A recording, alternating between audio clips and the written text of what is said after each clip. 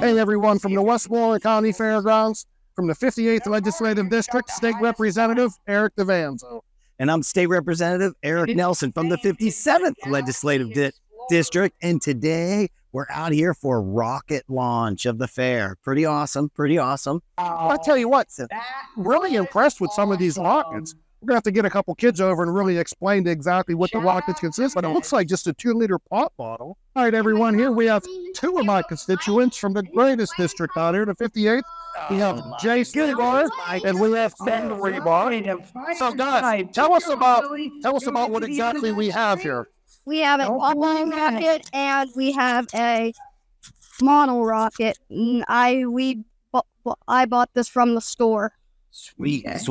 And so how'd your rockets perform? You guys had some nice distance. Oh, really? We're not? Yeah. I think they did pretty good. All right, add pressure. Tell me about the process of making it. 2, 1. You made it? Your parents made it? Or how does it work? Wow.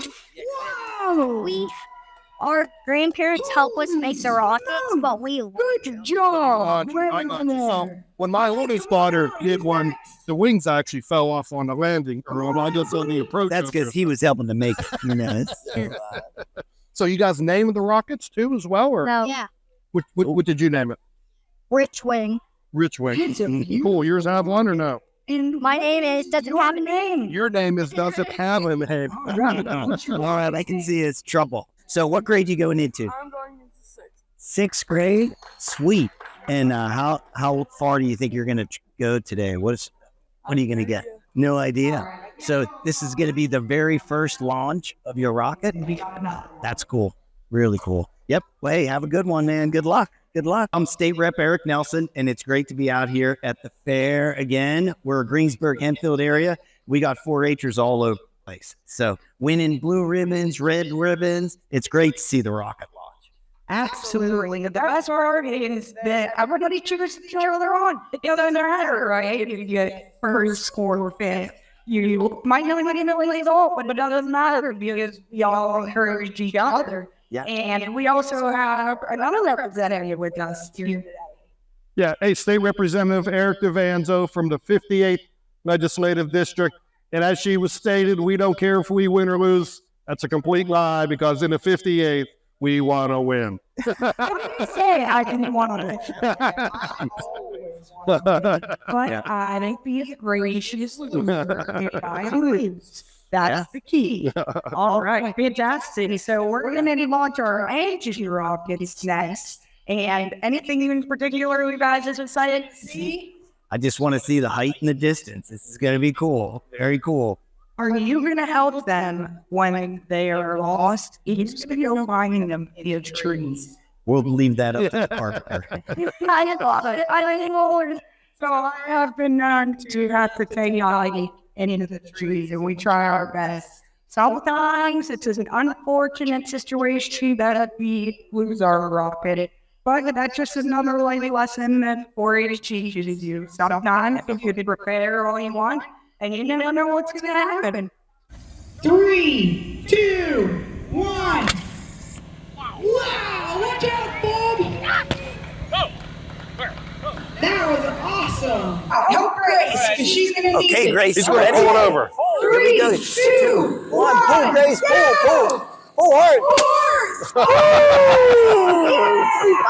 5. Nice job. You are Westmoreland County's 4-H educator. Yes. Sweet. So how many kids? Extension educators. How many kids do we have in the county 4-H involved across? 425.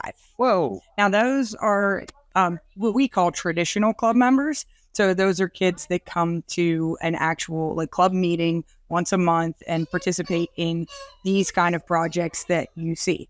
But we also reach over 3,000 youth in our school enrichment program. So those youth maybe don't come necessarily to the fair as part of a project, but they still are touched by 4-H. So this year we actually made a new plan and we got into some of the schools in Monessen and New Kensington, and we helped youth build projects for the fair. So we have bottle rockets that we built with the kids in New Kensington, and we will actually help them bring it to the fair so that those youth could have participation in the fair that they wouldn't have been able to. And we were just hearing that youth who was upset that her rocket didn't go as far. Yeah, right. She's holding this big one. Yes, yes. Sad, sad times. Yes, Absolutely. wasn't happy. So, Lindsay, if you could just touch on the importance of 4-H, because I'm sure there's a ton of people out there that understand 4-H, but as far as the values of life that these kids learn at a young age, What are the 4-H? what are they? Yeah, what are they? Yeah. 4-H as well. So we have the head, the heart, the hands, and the last 4th H is health. But I'll let you in on a little bit of trivia. Do you guys know what the 4th H used to stand for? I don't know. It'd be Yeah, they don't have any have something to guesses. eat. Well, Right. So the 4th H used to stand for hustle. It was head, heart, hands, and hustle. Well, that's what I tell my kids. I know, right? So I always remind the kids of that. I say, hey, remember, 4th H is hustle. Like, get it together. Yeah. That's pretty fun, but that's a little bit of 4-H trivia for you. But the values of 4-H are they're really priceless, and we teach members things that they don't learn in school, and they might not be able to learn in a family because maybe they're an only sibling, and so teamwork isn't a part of their daily life. So we teach teamwork, we teach character building, and we actually have what we call 8 essential elements. So the thing about 4-H that other youth organizations don't necessarily have is everything that we do is based on research.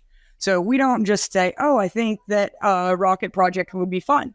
No, we do the research to see what the values are that it teaches them. So what can they learn about science? What can they learn?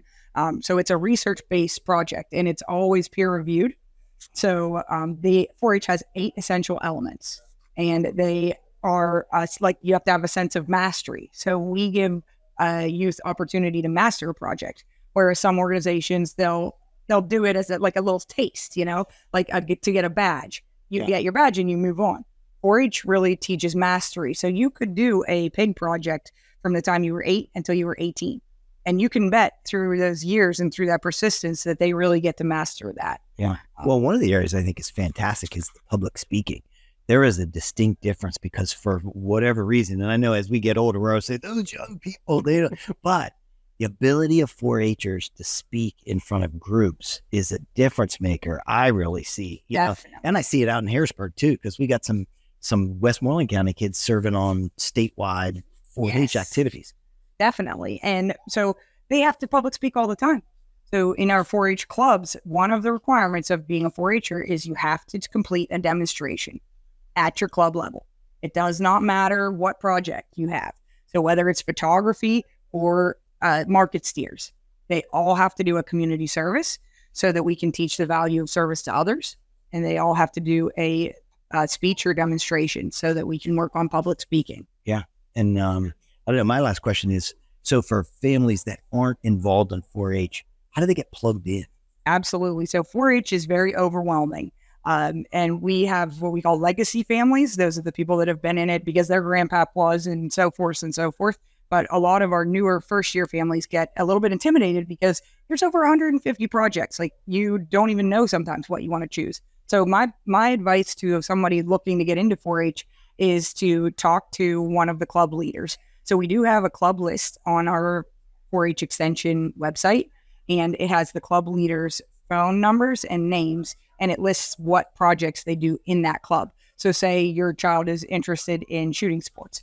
You would be able to look through the club list and see that, oh, Mavericks. yeah, the Mavericks has shooting sports. The Brush Creek has shooting sports. So that way you can get connected with a leader. And if maybe that person doesn't call you back, our 4-H volunteers are very busy people. So you can always reach out to me or Melanie at the 4-H extension office, and we'll return your call and try to get you plugged in. Yeah, so apparently you weren't a maverick because, some of your stories, the coyotes, the groundhogs that are overtaking your farm, the fox, like it's growing and growing and building the list of skulls that are accumulating. I'm not so sure about that. I think empty bullet cartridges on the shelf that you missed with is over there. Yeah. Built. We'll put the phone number for the extension down underneath on this so that people can see it and reach out. Yeah, any questions? Yeah. Reach out. Yeah, definitely. Final, most important message. Yes, absolutely. Is that 4-H has a different kind of year that you would not expect. We start October 1st. So the culmination of the end of the project is the fair here in August. So that's the wrap up. So the new 4-H program year does begin October 1st. So now is the perfect time to reach out in the month of September to find a club, join a club, and see what you want to do for the next year. Awesome. Thanks.